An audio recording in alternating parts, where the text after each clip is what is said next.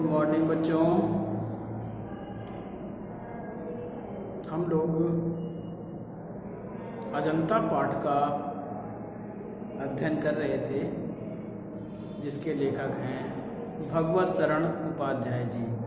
तो इस अजंता पाठ में क्या कुछ सीखने के लिए अब तक मिला, जाना हमने कि कहाँ पर अजंता की ये गुफाएँ स्थित हैं, इसके समकालीन और कौन कौन सी गुफाएं हैं, ये किसको काट करके कैसे बनाई गई हैं, इसके दीवारों पर क्या लिखा हुआ है, अब तक ये हमने पढ़ लिया। साथ ही साथ ये भी जाना कि अजंता की गुफाओं में मनुष्य की कलाकारी तो है ही, साथ ही साथ प्रकृति ने भी वहाँ पर सुंदरता उड़ेल दी है। इसी क्रम में अब आगे भी हम लोग जानेंगे कि और क्या कुछ है। आज का पैराग्राफ है, कितना जीवन बरस पड़ा है इन दीवारों पर, लास्ट में नाम नहीं, हटने का नाम नहीं लेती। इसके आगे भी हम लोग थोड़ा निकल जाएंगे, लेकिन ये पैराग्राफ मुख्य है, ध्यान से पढ़ेंगे इसे। कितना जीवन बरस पड़ा है इन दीवारों पर, जैसे फसाने अजायब का भंडार खुल पड़ा हो। कहानी से कहानी टकराती चली गई, बंदरों की कहानी, हाथियों की कहानी, हिरणों की कहानी, कहानी क्रूरता और भय की, दया और त्याग की। जहाँ बेरहमी है वहीं दया का समुद्र भी फूट पड़ा है, जहाँ पाप है वहीं क्षमा का सोता भी फूट पड़ा है। राजा और कंगले, विलासी और भिक्षु, नर और नारी, मनुष्य और पशु, सभी कलाकारों के हाथों सिरजते चले गए हैं। कितना जीवन बरस पड़ा है, कितने सुंदर प्रकार की यहाँ पर कलाकारी की गई है दीवारों पर। फसाने अजायब का भंडार खुल पड़ा है, कहानी से कहानी टकराती चली गई। उन्होंने बताया कि एक कहानी के बाद दूसरी कहानी, दूसरी के बाद तीसरी कहानी, कहानी पर कहानी टकराती चली गई है। साथ ही क्या कहा, किसकी किसकी कहानी, कहीं बंदरों की कहानी है तो कहीं हाथियों की कहानी है तो कहीं हिरणों की कहानी है। अलग अलग एक कहानी के बाद दूसरी कहानी, दूसरी के बाद तीसरी कहानी, कहानी से कहानी टकराती चली गई है। अर्थात ये कहा गया, पहले बंदरों के चित्र बने हुए हैं, फिर हाथियों के चित्र बने हुए हैं, फिर हिरणों के चित्र बने हुए हैं। तो एक कहानी के रूप में ये बने हुए हैं। दूसरी बात क्या कहा, कहानी क्रूरता और भय की, दया और त्याग की। कहीं पर किसी ऐसे चित्र को दिखाया गया है जिसमें बहुत ही क्रूरता प्रदर्शित की गई है। साथ ही साथ कुछ ऐसी जगह, ऐसे चित्रों को भी दिखाया गया है, ऐसा लगता है कि दया का पूरा संसार यही उमड़ आया है। जहाँ बेरहमी वहीं दया का समुद्र उमड़ पड़ा है। उन्होंने कहा, जहाँ पर बेरहमी के चित्रों से, बेरहमी से किसी को दंड देते हुए दिखाया गया है, तो वहीं किसी को दया में समुद्र के समान उफाड़ता हुआ दिखाई दे रहा है। जहाँ पाप है वहीं क्षमा का सोता भी फूट पड़ा है। जहाँ पाप करते हुए चित्रों को प्रदर्शित किया गया है, वहीं क्षमा का सोता भी, वहाँ क्षमा के दृश्य बहुत सुंदर बना दिए गए हैं। राजा और कंगले, कहीं पर राजा के चित्र बने हुए तो कहीं पर भिखारियों के चित्र बने हुए हैं। विलासी और भिक्षु, नर और नारी, मनुष्य और पशु, सभी कलाकारों के हाथों से रिश्ते चले गए। क्या बताया कि स्त्री, पुरुष, पापी, विलासी और भिक्षु, मनुष्य और पशु, ये सारे के सारे चित्र वहां पर जाकर के देखे जा सकते हैं, जो कलाकारों के हाथों बनते चले गए हैं।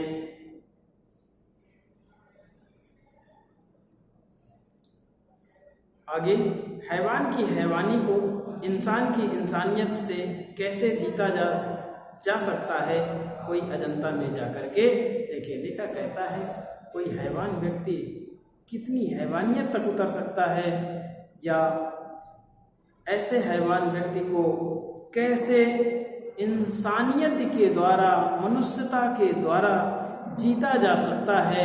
इसका उदाहरण आपको कहाँ देखने को मिल जाएगा, अजंता में जाकर देखने को मिल जाएगा। ऐसी चित्रकारी अजंता की दीवारों पर कर दी गई है।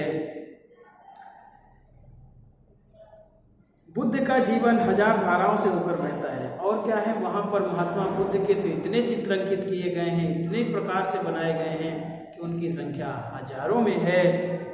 जन्म से लेकर निर्वाण तक, जन्म निर्वाण माने मृत्यु, जन्म से लेकर के मृत्यु तक के उनके जीवन की जो मुख्य घटनाएं हैं उन सबको दीवारों पर अंकित कर दिया गया है, चित्रों के माध्यम से अंकित कर दिया गया है। आंखें अटक जाती हैं, हटने का नाम नहीं लेती। इतनी सुंदर तरीके से बनाया गया है कि उन चित्रों को देखते रह जाते हैं। उन चित्रों से आंखें हटने का नाम ही नहीं लेती हैं।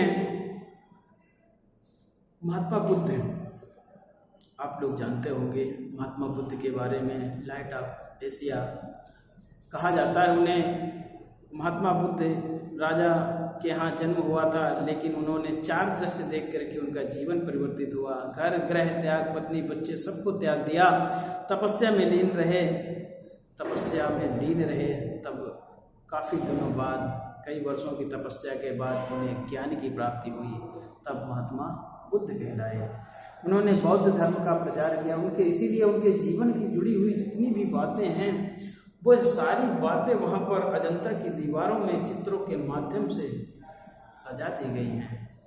आगे क्या है, यह हाथ में कमल लिए हुए बुद्ध खड़े हैं जैसे छवि झलकी पड़ती है। हाथ में कमल लिए हुए बुद्ध की इतनी सुंदर वहाँ पर उत्कृष्ट कवि चित्र बना दिया गया है कि वो देखते ही बनता है। उभरे हुए नैनों की जोत परस्ती जा रहे, उनके जो बड़े बड़े उभरे हुए नेत्र हैं वो देखते ही बनते हैं। और यह यशोधरा है, वैसे ही कमल नाल धारण किए त्रिभंग में खड़ी है। और वहीं पर पास में यशोधरा है जो कमल की डंडी को पकड़े हुए त्रिभंग 3 ओर से मुड़े हुए आकार में खड़ी हुई। जैसे भगवान कृष्ण बंसी बजाते हैं तो त्रिभंग के आकार के हो जाते हैं, इसी प्रकार यशोधरा भी वहाँ त्रिभंग के आकार में खड़ी हुई है। और यह दृश्य है महाभिनिष्क्रमण का। और यशोधरा और राहुल निद्रा में खोए, गौतम दृढ़ निश्चय पर धड़कते यज्ञ को संभालते। आगे क्या कहा कि वहीं पर महाभिनिष्क्रमण का चित्र, महाभिनिष्क्रमण बौद्ध धर्म में गृह त्याग की घटना को कहा जाता है। तो किस प्रकार से भगवान बुद्ध गृह त्याग कर रहे हैं, सोते हुए अपने पत्नी और बच्चे को त्याग रहे हैं, उन्हें निहारते हुए। ऐसे कठिन काल के सुंदर चित्रों को वहाँ पर बना दिया गया है। और दूसरे हैं, और नंद हैं अपनी पत्नी सुंदरी का भेजा, द्वार पर आए बिना भिक्षा के लौटे भाई बुद्ध को जो लौटाने आया था और जिसे भिक्षु बन जाना पड़ा था। बार बार भागने होता, बार बार पकड़कर संग में लौटा लिया जाता। उधर फिर वह यशोधरा है बालक राहुल के साथ। बुद्ध आए हैं पर बजाय पति के तरह आने से आज भिखारी की तरह आए हैं और भिक्षा पात्र देहली पर चढ़ा देते हैं। यशोधरा दे तो क्या दे। जब महात्मा बुद्ध गृह त्याग करके चले आए तो उन्हें लौटाने के लिए बाद में कौन जाते हैं, उनके बड़े भाई नंदीवर्धन जाते हैं, जो उनकी पत्नी का संदेशा लेकर जाते हैं। वह वहाँ जाकर के इतना बातों से प्रभावित होते हैं कि वही बौद्ध संघ में सम्मिलित हो जाते हैं। किंतु कुछ दिनों बाद वो उसे वहाँ से निकलना चाहते हैं, लेकिन बार बार उन्हें बौद्ध धर्म में संघ में मिला लिया जाता है। इसके बाद महात्मा बुद्ध कुछ दिनों बाद अपने गृह नगर में आते हैं। घर पर आकर के जो भिक्षा का पात्र है वह दरवाजे पर रख देते हैं, भिक्षा मांगते हैं।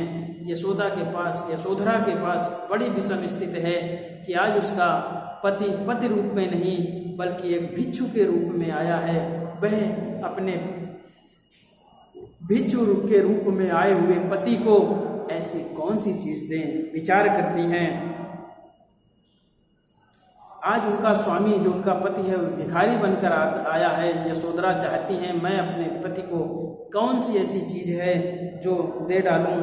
कहती हैं कि उनके पति के खोने के बाद, चले जाने के बाद यशोधरा के लिए सब कुछ बेकार हो चुका है और सोचती हैं कि सोना चांदी मणि हीरे मोती तो उस त्यागी जगत्राता के लिए मिट्टी के मोल हैं, पर नहीं, हाँ कुछ है उसके पास, उसका बचा एकमात्र लाल उसका राहुल, और उसे ही वह सरबस की तरह बुद्ध को दे डालती है। यशोधरा सोचती हैं कि मैं अपने पति को क्या दूँ।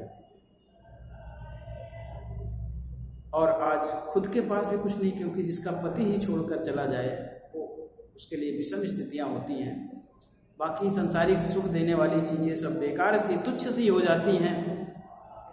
और यदि हीरे मोती जवाहरात महात्मा बुद्ध को देती हैं भिक्षा के रूप में, तो यह उनके लिए मिट्टी के समान है, क्योंकि वह सन्यासी भिक्षु हो चुके हैं। हीरे चांदी सोने का ये सब उनके लिए कोई मोल नहीं, वो सब मिट्टी के बराबर हैं। तब यशोधरा सोचती हैं कि उनके पास एक ही अमूल्य वस्तु है, उनका पति, उनका पुत्र राहुल, और वह अपने पति को ही, अपने पुत्र को ही सर्वस्व अपने पति के चरणों में डाल देती हैं, उन्हें ही भिक्षा के रूप में दे देती हैं। तो ठीक है बच्चों, आज यहीं तक रहता है, इसके बाद हम लोग आगे कल पढ़ेंगे। धन्यवाद।